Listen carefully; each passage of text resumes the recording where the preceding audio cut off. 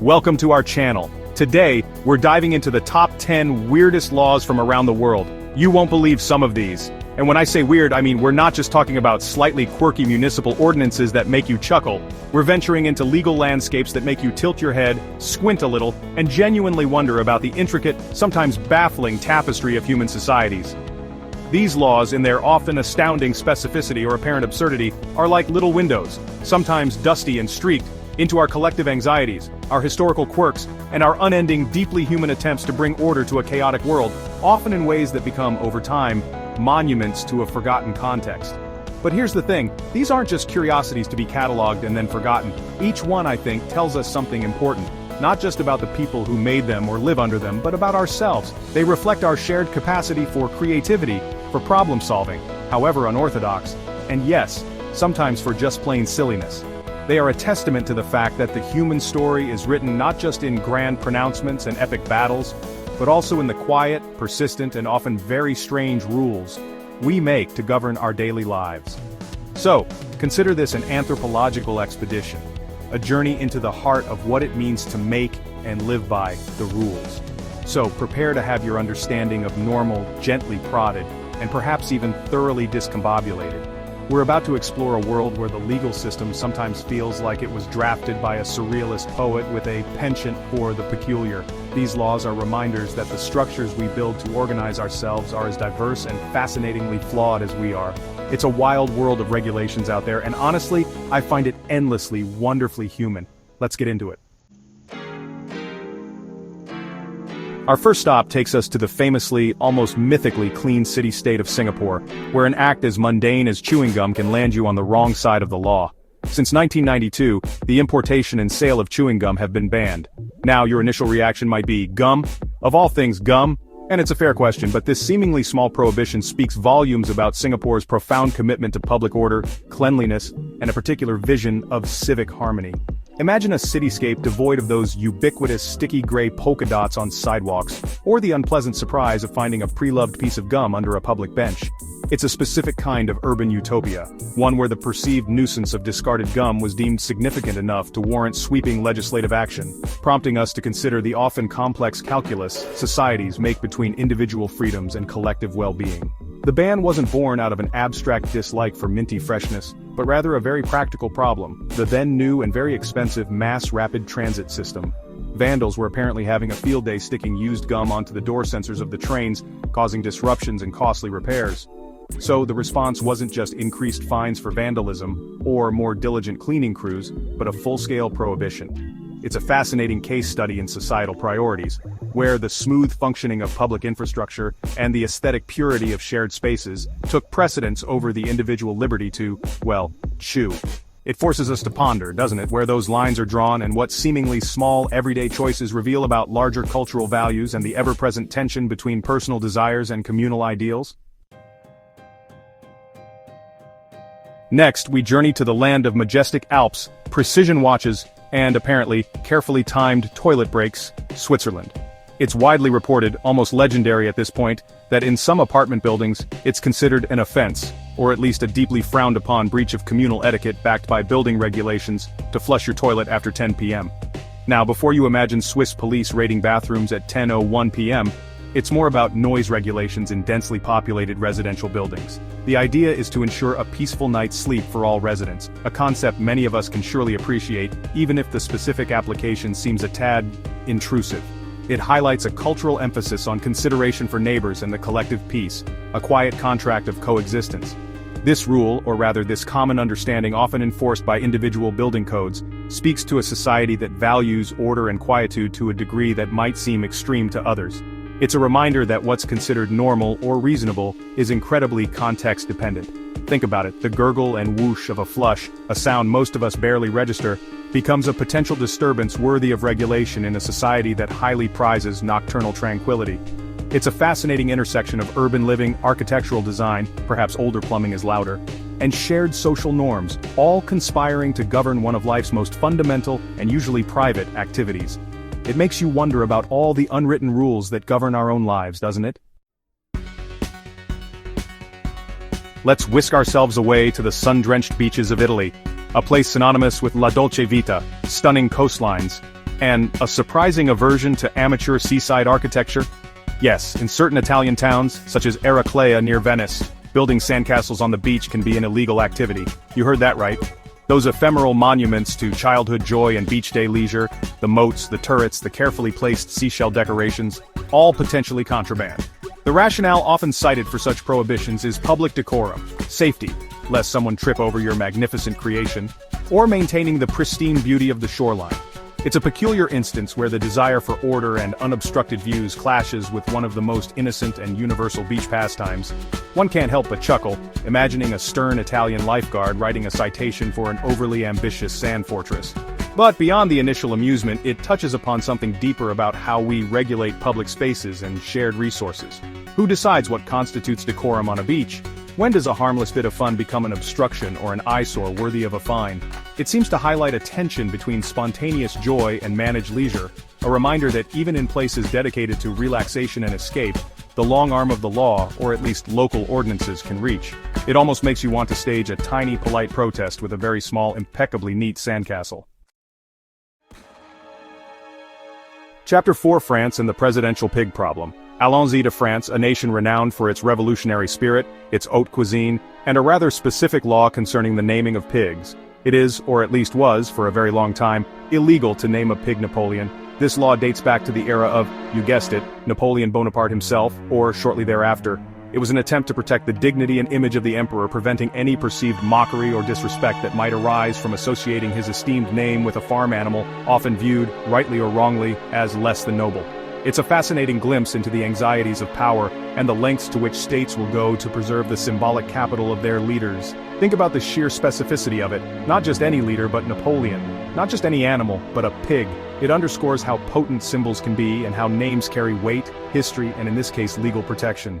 While the enforcement of such a law today is likely non-existent, and it's often cited as an example of outdated legislation, its mere existence on the books for so long is a testament to the enduring legacy of Napoleon and the desire to control narrative and image. It makes you wonder what other, perhaps less amusing laws exist to protect the powerful from the perceived slights of the populace, even in the naming of their livestock. Japan's Metabo Law, a weigh-in on wellness. Our next destination is Japan, a country often associated with longevity and a healthy lifestyle. And here, we encounter a law that takes public health to a rather direct and some might say invasive level. In 2008, Japan introduced the Metabo Law, which, while not making it strictly illegal to be overweight in a criminal sense, mandates that companies and local governments measure the waistlines of citizens between the ages of 40 and 74 as part of their annual health checkups. If individuals exceed certain government-stipulated waistline limits, 33.5 inches for men, 35.4 inches for women, and show signs of metabolic syndrome, they are encouraged, and their employers are incentivized, to help them receive guidance on diet and exercise. The goal, quite explicitly, is to combat rising rates of obesity-related diseases like diabetes and heart disease, and to curb escalating healthcare costs. It's a fascinating and somewhat controversial example of a government taking a proactive, and some would argue paternalistic, role in the personal health choices of its citizens. It's not about shaming, proponents argue, but about societal well-being and preventative care on a grand scale. Yet, it undeniably blurs the lines between public health initiatives and individual autonomy. It prompts us to consider, how far should the state go in legislating or encouraging healthy lifestyles? And what are the cultural factors that make such a law more acceptable, or at least implementable, in one society compared to another? It's a complex issue, measured 1 centimeter at a time. Chapter 6. Canada's Currency Conundrum: Too Many Coins. Let's head north to Canada, known for its politeness, maple syrup, and, as it turns out, a rather particular set of rules about how you can pay for things. Under the Canadian Currency Act, there are limits to how many coins you can legally use in a single transaction. For example, you can't just dump a giant jar of pennies on a counter to pay for your groceries. Well, you can, but the retailer isn't legally obligated to accept it if it exceeds 25 cents in pennies. For nickels, the limit is $5. For dimes, $10. For quarters, also $10. And for loonies, the $1 coin, the limit is $25. This isn't some ancient forgotten law, it's still very much in effect today. The rationale behind this is quite practical. It's to prevent businesses from being unduly burdened by having to count and handle massive amounts of small denomination coins, which can be time-consuming and inefficient. It's a nod to the smooth functioning of commerce. While it's unlikely you'd be arrested for trying to pay for a TV with a bathtub full of nickels, the merchant has the legal right to refuse your tender. It's a subtle but interesting example of how laws regulate even the most mundane aspects of economic exchange, ensuring that while the customer might always be right, they can't always be right in their choice of an overwhelming number of coins. It makes you think about the hidden infrastructure of rules that keep daily commerce flowing, mostly unnoticed, until someone tries to pay with too much change. Our travels now take us to Denmark, a country consistently ranked among the happiest in the world, and one that, according to popular belief and numerous online lists, once had, or perhaps still has, a law requiring drivers to check for children hiding underneath their cars before starting the engine. Now, the interesting thing about this particular law is its somewhat nebulous status. While the sentiment protecting children is undeniably noble and very much in line with Danish societal values that prioritize safety and family, whether this was ever a specific, distinct, codified statute that was later repealed, or more of an urban legend born from general road safety advice and a deep cultural concern, is a bit of a puzzle. Regardless of its precise legal history, the very idea that such a rule would exist, or be widely believed to exist, tells us something profound about the Danish commitment to child safety. It paints a picture of a society so dedicated to protecting its youngest members, that it would consider legislating such a specific precautionary act. It's the kind of rule that, even if apocryphal, speaks to an admirable aspiration. It makes you ponder the power of legal myths and how they can reflect, and perhaps even shape, a nation's character and its deepest anxieties. It's a reminder that sometimes the spirit of a law, or a supposed law, can be just as revealing as its letter. G'day mates, we're heading down under to Australia, specifically it said, to the state of Victoria, where a truly perplexing fashion-related law allegedly exists. It's illegal to wear hot pink pants after midday on a Sunday. Yes, you read that correctly. Hot, pink, pants, after noon, on Sundays. The specificity is almost poetic in its absurdity. If this law is, or ever was, real, one can only imagine the committee meetings, the drafting process, the solemn debates that led to its enactment. What could possibly be the societal ill that hot pink trousers, specifically on a Sunday afternoon, were meant to cure or prevent? Was it a matter of public order? An attempt to enforce a certain sartorial sobriety on the Sabbath? The mind boggles and frankly delights in the sheer randomness. This is the kind of law that feels like it was born from a very specific, very local, and probably very strange incident that has since been lost to the mists of time, leaving behind only this wonderfully bizarre regulation. It's a powerful reminder that laws are not always grand pronouncements on justice and liberty. Sometimes, they are incredibly niche, addressing perceived problems that, from an outsider's perspective, seem almost comically trivial. It makes you appreciate the vast uncharted territories of human rulemaking and the endless creativity we bring to it, even if that creativity manifests as a vendetta against brightly colored legwear on a particular day of the week. Our penultimate stop takes us to the tech-savvy nation of South Korea, a global hub for esports and online gaming. Here we find a law that directly intersects with modern digital life, the shutdown law, often referred to as the Cinderella Law. Enacted in 2011, this legislation prohibited children under the age of 16 from playing online games between midnight and 6 a.m. The aim was to address concerns about gaming addiction among young people and to ensure they were getting enough sleep. Companies were required to enforce this by blocking access for underage users during these hours. It was a significant and quite controversial attempt to legislate screen time for an entire demographic. This law sparked considerable debate, both domestically and internationally, about government overreach, parental responsibility, and the effectiveness of such blanket bans in the digital age. While the mandatory shutdown aspect was actually abolished in 2021, replaced with a system allowing parents more flexibility in setting gaming hours, its existence for a decade highlights the very real anxieties societies grapple with as technology reshapes childhood and leisure. It's a fascinating example of how lawmakers attempt to adapt, sometimes clumsily, sometimes with genuine concern, to the rapidly evolving challenges posed by new media. It makes us think about the balance between protection and freedom in the digital realm, a question that only becomes more complex as our lives become increasingly intertwined with screens. And, for our grand finale, we journey to the United Kingdom, to the very heart of its democracy, the Houses of Parliament in Westminster. Here we find perhaps one of the most famously weird laws of all: it is illegal to die within the Palace of Westminster. Now this isn't because British politicians are particularly squeamish about mortality, or because they believe they can legislate against the inevitable.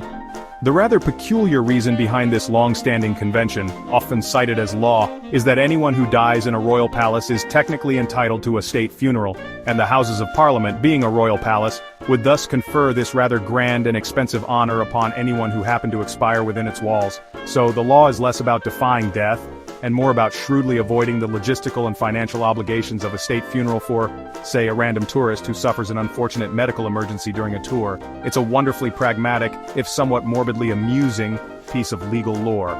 It highlights how ancient traditions and quirky classifications, like what constitutes a royal palace for funeral purposes, can lead to some truly bizarre-sounding rules. It's a perfect encapsulation of how history, practicality, and a touch of the absurd can weave themselves into the very fabric of a nation's legal system. It makes one wonder with a wry smile what contingency plans are in place if someone looks a bit peaky during Prime Minister's questions. And there you have it, 10 glimpses into the wonderfully weird world of lawmaking from across the globe. From gum bans to pig naming protocols, from sandcastle suppression to the ultimate parliamentary prohibition, these laws, in all their quirky glory, remind us that human beings are endlessly creative, sometimes a bit anxious, and often trying to solve very specific problems in ways that can seem utterly baffling from the outside, or indeed, with the passage of time. What I find so fascinating is that each of these rules, no matter how odd, tells a story about a particular culture, a particular moment in history, or a particular human concern. They show us that the systems we create to govern ourselves are not monolithic, unchanging edifices of pure reason, but rather living, evolving, and occasionally deeply eccentric reflections of who we are. And perhaps that's the real takeaway, that in the strangeness of these laws, we can see a distorted but recognizable image of our own complex, contradictory, and profoundly human nature. It's a reminder to stay curious, to question the rules, and to appreciate the sheer diversity of human experience and expression, even when it's codified in Subclause 3, Section B. Thanks for watching. Don't forget to like, comment, and subscribe for more interesting content. Let us know in the comments which law you found the weirdest, or if you know of any others that deserve a spot on a future list. We love hearing from you, and we love exploring the endless, fascinating corners of this strange and beautiful world together. Until next time, stay curious. And don't forget to not die in Parliament.